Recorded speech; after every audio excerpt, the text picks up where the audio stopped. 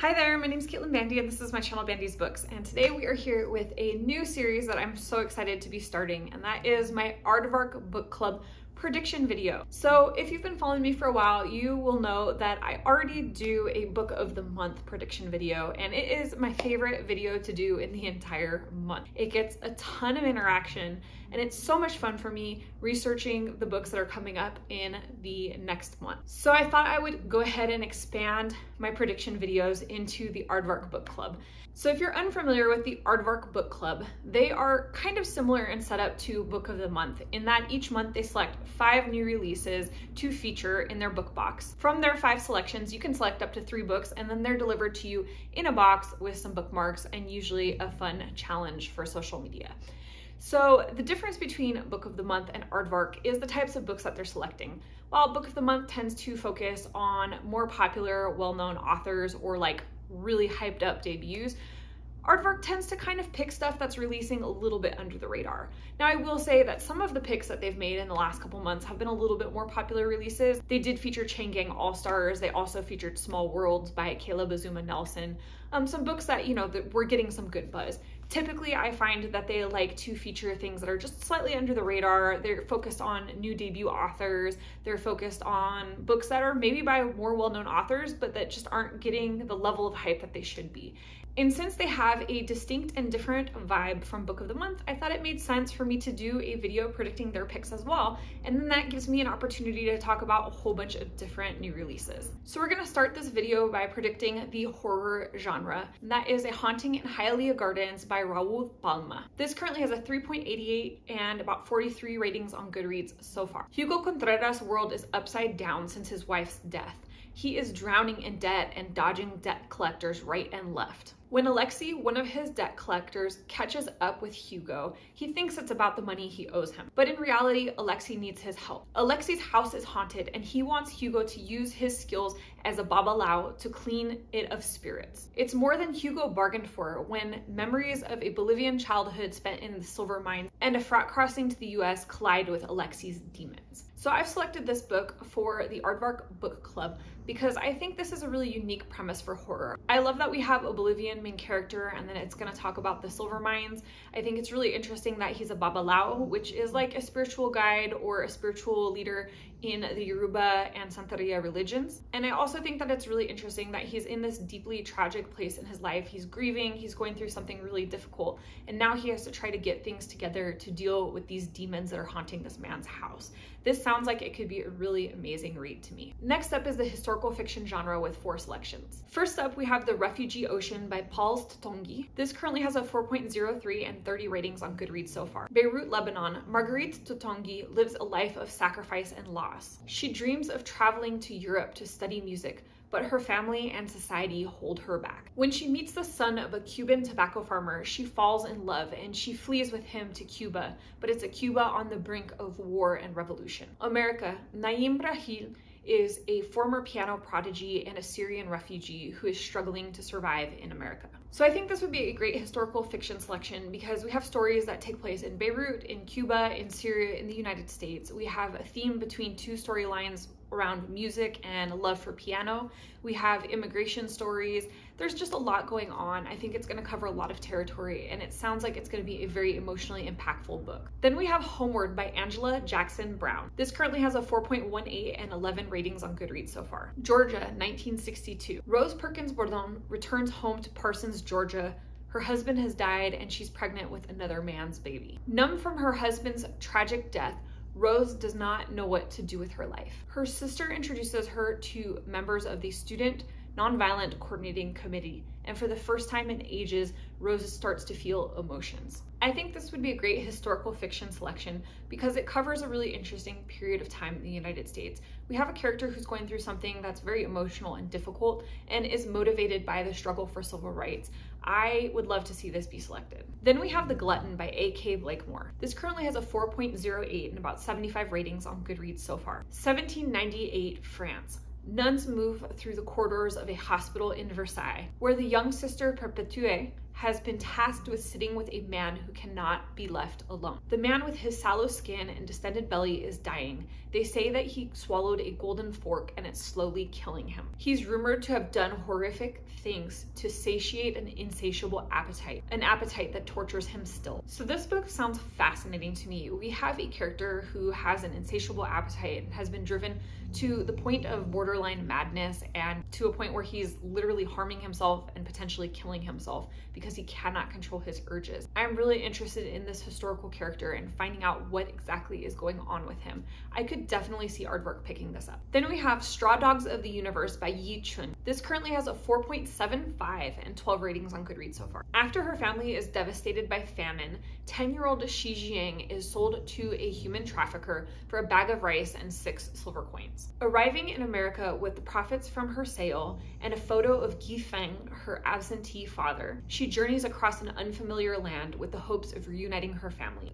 Feng, a railroad worker in California, finds his life complicated by a long-lost love and the inescapable violence of the American West. I think this would be a great historical fiction pick for the Aardvark book club because it covers a topic that isn't really often explored in historical fiction, which is the Chinese involvement in the American West. We know that thousands of Chinese workers died building the railroads, and I feel like those stories are often not explored. We also know that there were tons and tons of Chinese people that were human trafficked from China to the United States, and so I think it's really important to tell those stories. I would love to see Aardvark pick this one up because it sounds like it's going to be very moving and touching. Next up, we have literary and contemporary fiction with 3 selections. First up, we have Death Valley by Melissa Broder. This currently has a 4.02 and about 378 ratings on Goodreads so far. A woman arrives alone at a Best Western, seeking a refuge from the emptiness that plagues her. She has fled her home in California, leaving a father in the ICU and a husband whose illness is worsening. During a hike in the surrounding area, she finds a cactus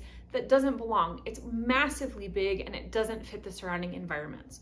On the side of the cactus is a large gash that almost looks like a doorway. It seems to be calling to her, so she slips in and finds herself on a magical journey. So I've selected this book because it sounds really unique and kind of quirky. I feel like there's going to be a dark humor element to this, and it might have some really literary vibes. I could really see this being a good selection for Aardvark Book Club. Then we have Hold My Girl by Charlene Carr. This currently has a 4.02 and 1,415 ratings on Goodreads so far. Catherine finally has it all. She's spent a lifetime obsessing over a spotless home, maintaining her pristine reputation, and building the perfect family. After the birth of her IVF miracle baby, Rose, she finally has the one thing she wanted most. As the baby grows, her pale skin doesn't match Catherine's complexion, and doubts start to gnaw at her. Tess underwent IVF at the same clinic as Catherine, but unfortunately her daughter was a stillborn. 2 years later, she is at rock bottom. She's consumed by grief, divorced, broke, and stuck. But shortly before Rose's first birthday, both women receive a call from the clinic letting them know that their eggs were accidentally switched during the IVF process. This ignites a violent custody battle for Rose and who has the right to be her mother. I could see this being a really good pick for the Aardvark Book Club because it deals with a really deep topic. We have 2 women who are both struggling with infertility. One has had more success than the other, and we have this terrible situation that they're both put into by an accident. And this exploration of what being a parent means. Is it biology versus the person that's raising you? Does it mean carrying an egg or does it mean genetics? I think this is going to be a really interesting book. And my third pick for the fiction category is going to be The Sun Sets in Singapore by Kehinde Fadipe. This currently has a 3.79 and 58 ratings on Goodreads so far. Dara, a workaholic lawyer from the UK, Amaka, a sharp-tongued Nigerian banker, and Lillian, a pianist turned trailing spouse from the US, are all living their expat dreams in Singapore. When handsome, mysterious Lonnie is hired to Dara's company, it causes ripples through all 3 women's lives. So I was initially drawn to this book by the cover. I was scanning through NetGalley and happened to see it and was like, oh my gosh, this looks like my vibe. Upon reading it, it sounds even more interesting. We have 3 different women from very different places, all dealing with different things in their lives, and they are connected by this man and havoc that he causes in their lives. I cannot wait to get into this book. I think it sounds so interesting. I feel like there's going to be some humor, some mystery, maybe some romance, a lot of interpersonal drama. This could be a really good pick for Aardvark Book Club. Then we're going to jump into the science fiction, fantasy, and mythology category. I have 2 selections in this genre today. First up, we have After the Forest by Kell. This currently has a 4.04 and 198 ratings on Goodreads so far. 20 years after escaping the witch and the gingerbread house, Greta and Hans are struggling to get by. Their parents are dead, Hans is deep in gambling debt, and the townsfolk are struggling with famine due to a brutal war. The only saving grace is Greta's witch's grimoire, which contains the best recipe ever for gingerbread. As long as she can bake, they can survive. But in a town that's highly suspicious, she's becoming the source of rumors. So I think this could be a really fun selection for the Aardvark Book Club because we have that fantasy element. We have a story that's really well known, Hansel and Gretel, but we're following it up and it's in a world that's a little bit darker than the original.